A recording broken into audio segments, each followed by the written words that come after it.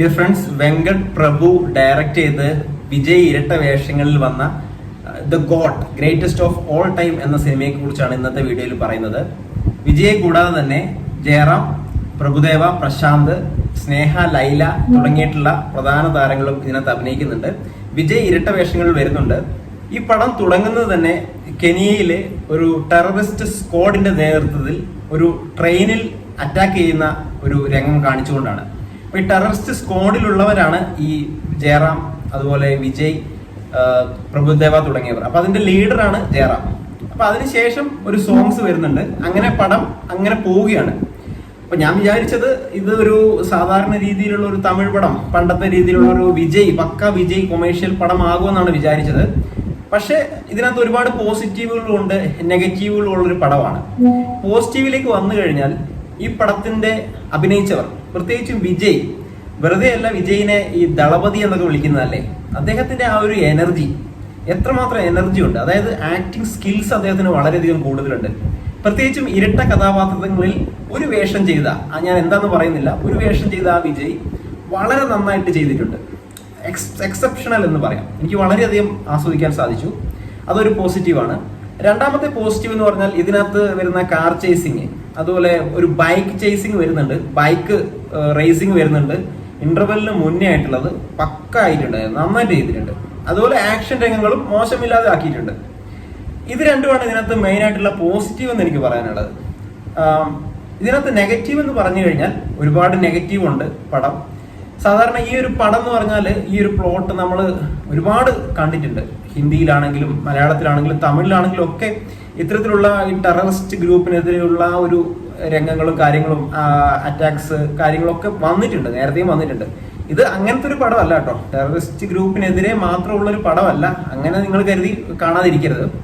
പിന്നെ രണ്ടാമത്, നമ്മൾ സീരിയസ് ആയിട്ടൊരു പടം കണ്ടുകൊണ്ടിരിക്കുമ്പോൾ, ഒരു സീരിയസ് ആയിട്ടുള്ള ഒരു കാര്യങ്ങൾ കണ്ടുകൊണ്ട് വരുമ്പോൾ അതിനിടയ്ക്ക് ഒരു സോങ്സ് വരുന്നു. ഇത് തമിഴിലെ ചില പടങ്ങളുടെ ഒരു പ്രത്യേകതയാണ്. നമ്മൾ എസ്പെഷ്യലി പറയുകയാണെങ്കിൽ ഇന്റർവെല്ലിന് ശേഷമുള്ള ആ ഫസ്റ്റ് സോങ്, അതിന്റെ ആവശ്യം തന്നെ അവിടെ ഇല്ല. നമ്മൾ ഒരു സീരിയസ് ആയിട്ട് രംഗം, അതെനിക്ക് വളരെയധികം അവിടെ അനുഭവപ്പെട്ടു. ഇതിനകത്ത് 5-6 സോങ് ഉണ്ട്. എന്തിനാണ് ഇത്രയധികം സോങ്സ്? വിജയ് ആരാധകരെ തൃപ്തിപ്പെടുത്തുവാൻ, തമിഴ്നാട്ടിലുള്ള ആരാധകരെ തൃപ്തിപ്പെടുത്തുവാനായിരിക്കണം ഒരു പക്ഷെ ഇത്രയും സോങ്സ് ഇതിനകത്ത് കുത്തി നിറച്ചിരിക്കുന്നത്.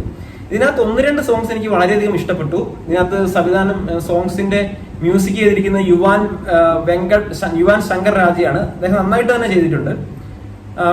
1-2 സോങ്സ് ഹിറ്റ് ആകാനുള്ള ചാൻസും ഉണ്ട്. പക്ഷെ ഈ ഒരു അനാവശ്യമായിട്ടുള്ള സോങ്സുകൾ കൂടാതെ ഈ പടം ഞാനൊരു പോസിറ്റീവ് പറയാൻ വിട്ടുപോയി. നമ്മളൊരു വിജയെ കുറിച്ച് തന്നെയാണ്. നമുക്ക് 2 റോളുകളിൽ, ഇരട്ട വേഷങ്ങളിൽ, ഒരാള് ചെറുപ്പക്കാരനും ഒരാൾ കുറച്ച് പ്രായമുള്ള ആളുമാണ്.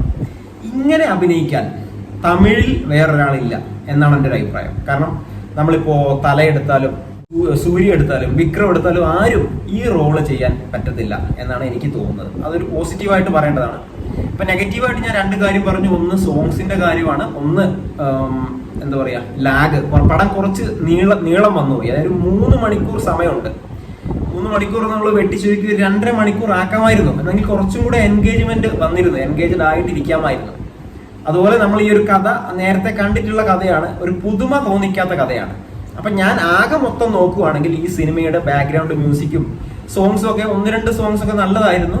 അപ്പൊ ഈ സ്റ്റണ്ട് രംഗങ്ങളും, കാർ ചേസിങ്, ബൈക്ക് ചേസിങ് എല്ലാം കൂടെ നോക്കുവാണെങ്കിൽ ഈ പടം ഒരു ആവറേജ് പടമായിട്ട് എനിക്ക് പറയാം. ഒരു 10-ൽ ഒരു 7 മാർക്ക് കൊടുക്കാവുന്ന ഒരു പടമാണ്. ഈ പടത്തിന്റെ ഒരുപാട് മുതൽ മുടക്കി ചെയ്ത പടം തന്നെയാണ്. പുറം രാജ്യങ്ങളിലൊക്കെ പോയി ചെയ്തിട്ടുണ്ട്, ബാങ്കോക്കിലൊക്കെ പോയി ചെയ്തിട്ടുണ്ട്. ബാങ്കോക്കിൽ പോകുമ്പോഴുള്ള ഒരു സംഭവമൊക്കെയാണ് ഈ പടത്തിന്റെ പ്രധാനമായിട്ടൊരു രംഗങ്ങളിലൊക്കെ വന്നിരിക്കുന്നത്. അപ്പൊ ഈ പടം നിങ്ങൾക്ക് തിയേറ്ററിൽ പോയിട്ട് ഒന്ന് അനുഭവിച്ച് ആസ്വദിച്ച് കാണാൻ പറ്റുന്ന പടം തന്നെയാണ്. ഞാൻ അത്ര മോശമായിട്ട് പറയുകയല്ല. OTT വന്നാലും കാണാം, തിയേറ്ററിൽ പോയി നിങ്ങൾക്ക് കാണാം. മസ്റ്റ് വാച്ച് ഫിലിം എന്ന് എനിക്ക് പറയാൻ കഴിയില്ല. കാരണം ഇതെനിക്ക് അനുഭവപ്പെട്ടത്, പേഴ്സണലായിട്ട് എനിക്ക് ഫീൽ ചെയ്തത് അങ്ങനെയാണ്. ഞാൻ ഈ പറഞ്ഞ കാര്യങ്ങളൊക്കെയാണ്. അപ്പൊ നിങ്ങൾ മനസ്സിലാക്കി കഴിവതും ട്രെയിലർ ഒന്നും കാണാതെ, മറ്റ് റിവ്യൂ ഒന്നും കാണാതെ ഒന്ന് തിയേറ്ററിൽ പോയി കാണുകയാണെങ്കിൽ കുറച്ചൊക്കെ ഒരു ഇഷ്ടം തോന്നാം ഈ പടത്തിന്. പിന്നെ കുറച്ചൊക്കെ പ്രെഡിക്റ്റബിൾ ആയിട്ടുള്ള കാര്യങ്ങളും ഉണ്ട്. ഒരു സീൻ ഇതിനകത്ത് അൺപ്രെഡിക്റ്റബിൾ ആയിരുന്നു, അതൊരു ട്വിസ്റ്റ് തന്നെയാണ്. അത് ഞാൻ സിനിമ കാണുമ്പോൾ നിങ്ങൾ മനസ്സിലാക്കിക്കോളൂ. അപ്പൊ ഇത്രേ ഉള്ളൂ ഈ വീഡിയോ. നിങ്ങൾ മറ്റു കൂട്ടുകാരിലേക്ക് ഇത് ഷെയർ ചെയ്യുക. നമ്മുടെ ചാനൽ ഒന്ന് സബ്സ്ക്രൈബ് ചെയ്ത് ബെല്ലൈക്കൺ കൂടി എനേബിൾ ചെയ്ത് നോക്കുക. So thank you for watching. All the best.